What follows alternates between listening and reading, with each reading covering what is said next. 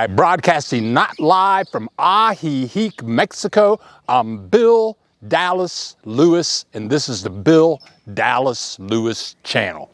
On the Bill Dallas Lewis channel, we make videos about Mexico. We travel Mexico and try to share with you the benefits of living in this wonderful country. Many people that watch our videos are thinking about moving to Mexico. I've lived here for 17 years and I've lived in many different locations. And this video is all about where do you want to take your mind in Mexico? Because where you live, that is where your mind will be. I've lived in big cities, I've lived in ghettos, I've lived in gated communities, I've lived on a farm in Mexico. And I'm going to share with you thoughts about where you want to live and try to help you make a decision about what would be a good place for you to live in Mexico. Maybe you live outside of Mexico and you're trying to figure out where to live in Mexico, or maybe you live in Mexico and you're wondering if you're in the right spot. At the very end of this video, I'm going to tell you, after 17 years, where I'm moving to and why. There are some basic questions you want to ask yourself before moving to Mexico. Do you want to meet people? Or are you happy just living by yourself and watching TV one day? Do you want to know your neighbors? Or maybe you're just moving to Mexico to save money. Ask yourself some serious questions. I'm going to tell you where I've lived, what I liked about where I lived, what I didn't like about where I lived, and where I'm moving to next. And why. My first stop in Mexico was Puerto Vallarta. I found the place totally by accident. I flew into Puerto Vallarta with one bag and my computer. And I was working online, so I just wanted a cheap place to stay that was near the ocean. Puerto Vallarta was great. I could work through the day. I'd get up in the morning, go down to D's Cafe right on the ocean, drink a cup of coffee, and then I'd go teach classes all day. And after I taught classes online all day, then I'd go back down to the beach, maybe go down to a few bars and have a couple of beers. I lived in Puerto Vallarta for 10 years. What I liked about Puerto Vallarta, and I found this out by accident, is it's an international city. There are many people there that can speak English. And I liked that I could go to a restaurant, a bar, go down to the beach, and randomly meet people that spoke English and express myself and learn things about other cultures.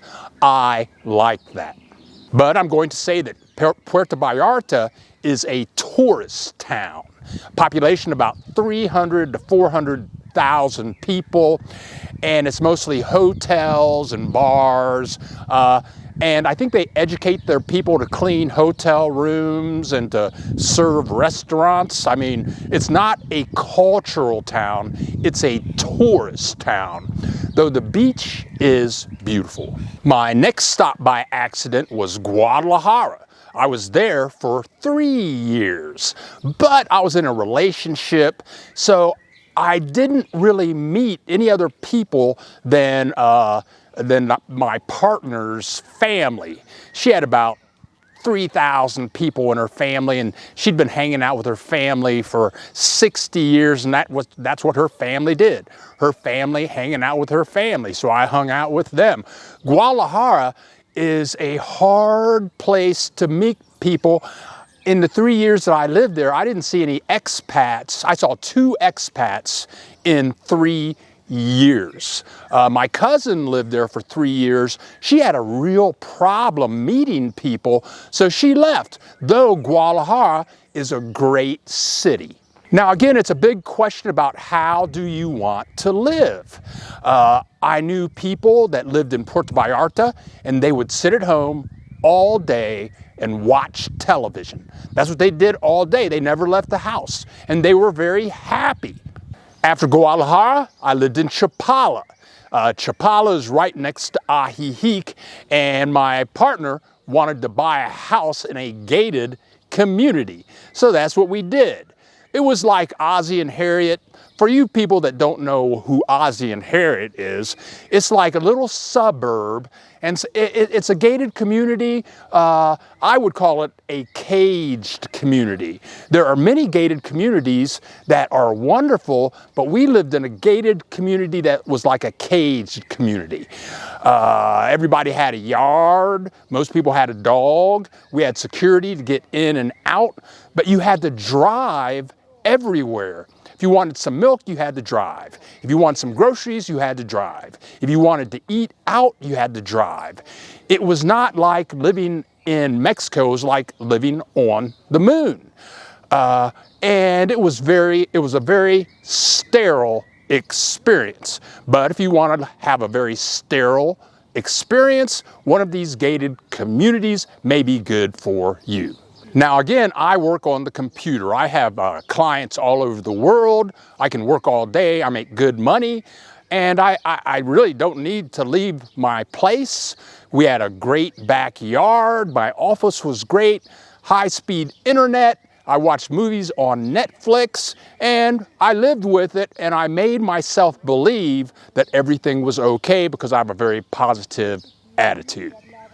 After the gated community that I lived in, and I'm going to call it the caged community that I lived in, I had a friend who had a farm between Tequila, the city of Tequila, and Guadalajara. It was called El Arenal.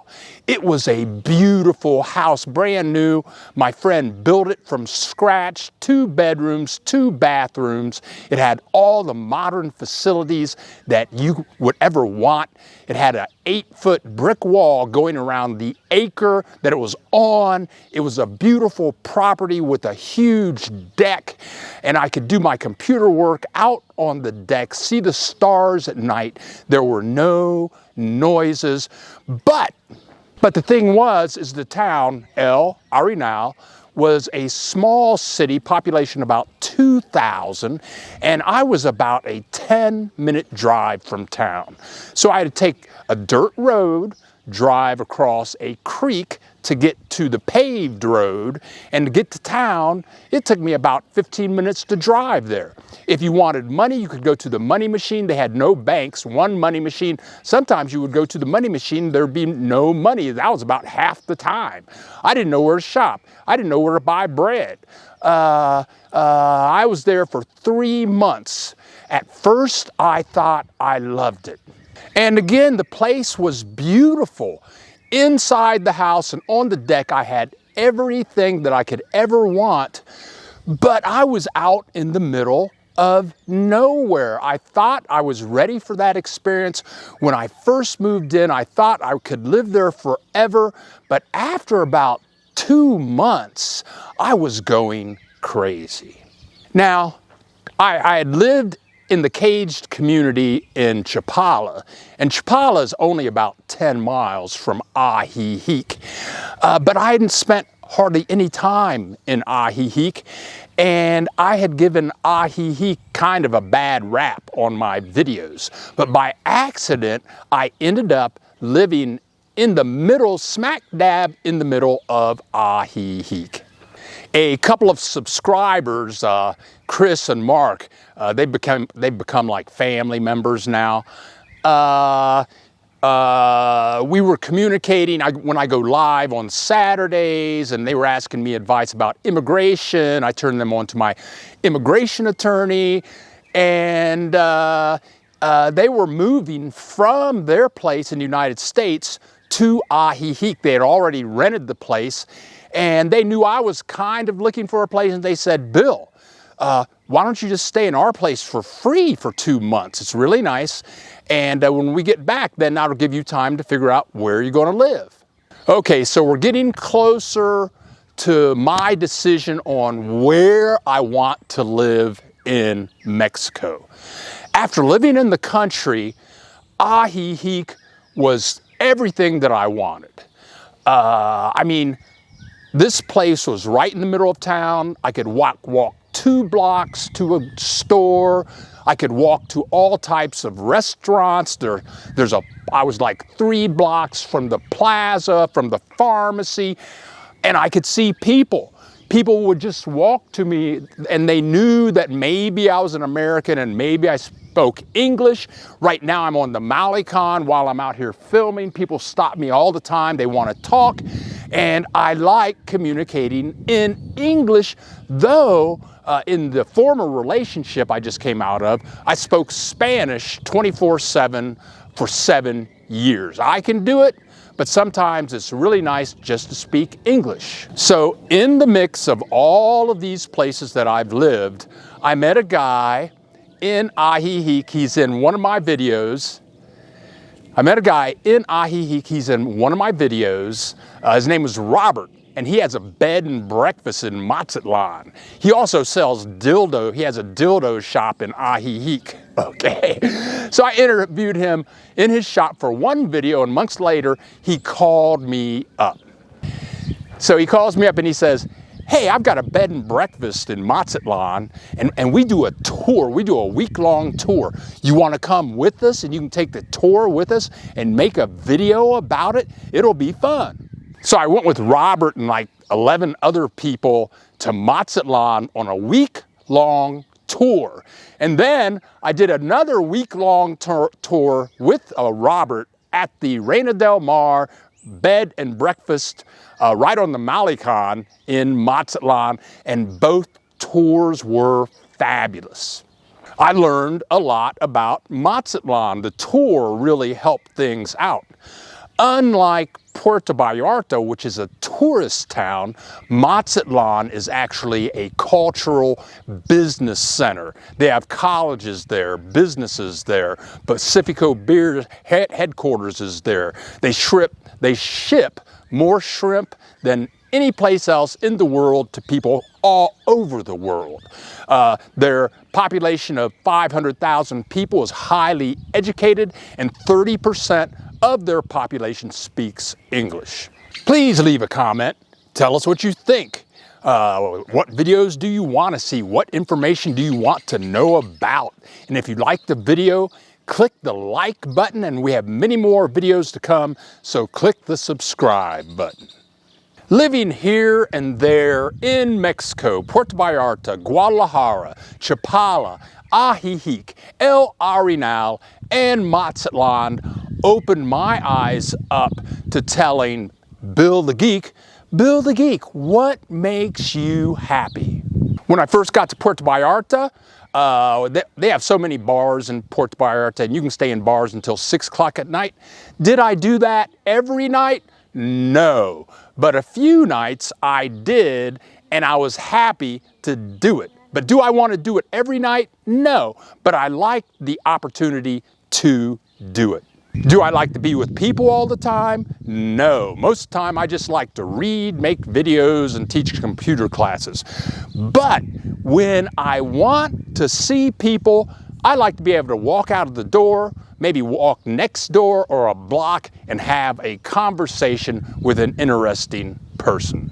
Do I like to save money? Yes, I like to save money, and all of the places I've lived in Mexico have been way cheaper than living in the United States. So for me, what makes me happy?